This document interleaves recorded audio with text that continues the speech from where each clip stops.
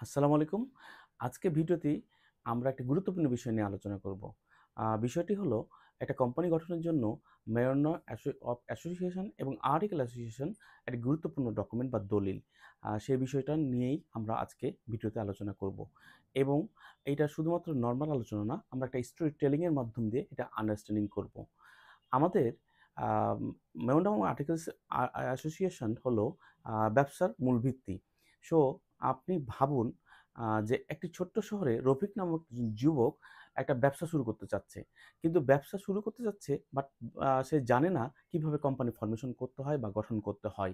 কিন্তু সে এটার কোনোভাবেই কোনো সলিউশনও বের করতে পারছে না। তাই সে একজন বিজনেস কনসালটেন্ট বা পরামর্শদাতার কাছে শরণাপন্ন হলেন এই ব্যাপারগুলো জানার জন্য।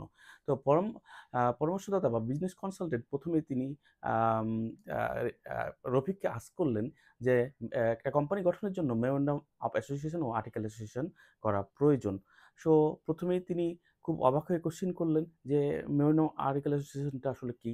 সো উনি আবার বললেন যে মেমোরান্ডাম আর্টিকেল অ্যাসোসিয়েশন একটা কোম্পানি হলো বার্থ সার্টিফিকেট। তো রফিক আবার অবাক হয়ে জিজ্ঞাসা করলেন, ভেরি সারপ্রাইজ হয়ে জিজ্ঞেস করলেন যে উনি তো মানুষজনের বার্থ সার্টিফিকেট সম্বন্ধে শুনেছেন। কিন্তু কোম্পানির বার্থ সার্টিফিকেট হয় এটা কখনো উনি শুনেন নাই। তো উনি একটু আরো এক্সপ্লেইন করলেন, কনসালটেন্ট এইভাবে এক্সপ্লেইনটা করলেন যে, একটা কোম্পানি আ আসলে আ নেম ক্লজ কি হবে বা নাম কি হবে? তারপরে হলো একটা রেজিস্টার অফিসের ঠিকানা কি হবে?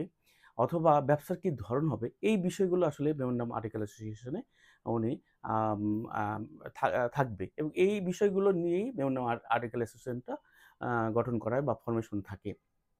এবার উনি জিজ্ঞেস করলেন, তাহলে আর্টিকেল অ্যাসোসিয়েশনটা কি? উনি বললেন, মেমোরান্ডাম আর্টিকেল অ্যাসোসিয়েশনটা হলো এক্সটার্নাল পার্ট, যেটা আসলে বাইরের দুনিয়াকে আম আ বিষয়গুলোকে ডিসকাশন করা হয়। বাট আর্টিকেল অ্যাসোসিয়েশনটা হলো কোম্পানির ভিতরের বিষয়, যেটা আসলে একটা কোম্পানির আম ভিতরের অ্যাক্টিভিটিসকে কন্ট্রোল করে। সো এখানে ২ টা বিষয় খুব ক্লিয়ার ভাবে হলো কম্পেয়ার করা যায় যে, মেমোরান্ডাম আর্টিকেল অ্যাসোসিয়েশন হলো একটা কোম্পানির লক্ষ্য, উদ্দেশ্য ও বিজনেসের ধরনগুলো কি হবে সেখানে মেনশন থাকে। বাট আ এখানে আ সেই জিনিসগুলোই আবার কিভাবে পরিচালনা করতে হবে সেটা আর্টিকেল অ্যাসোসিয়েশনে আল্টিমেটলি মেনশন করা থাকে।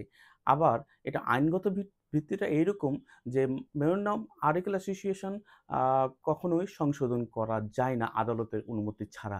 বাট আর্টিকেল অ্যাসোসিয়েশনটা শেয়ার হোল্ডারদের পরামর্শক্রমে এটা কিছু অংশে চেঞ্জ করা যেতে পারে কোম্পানির স্বার্থের কারণে। সো এখানে এই বিষয়গুলো খুব খুব স্ট্রিক্টলি খুব মেইনটেইন করা হয় এবং পরবর্তীতে রফিক বললেন যে, তাহলে তো মেমোরান্ডাম আর্টিকেল অ্যাসোসিয়েশন একটা বিজনেসের আ আ কাঠামো এবং এই কাঠামোকে কিভাবে পরিচালনা করা হয় সেটা আর্টিকেল অ্যাসোসিয়েশন মেনশন করা থাকে। তখন বিজনেস কনসালটেন্ট বলল, রাইট, যে মেমোরান্ডাম আর্টিকেল অ্যাসোসিয়েশন ছাড়া আ বিজনেসের যে কাঠামোগুলো সেগুলো তৈরি করা সম্ভব হয় না। আবার আর্টিকেল অ্যাসোসিয়েশন ছাড়া কোম্পানি একটা অপারেশন করা সম্ভবপর হয় না।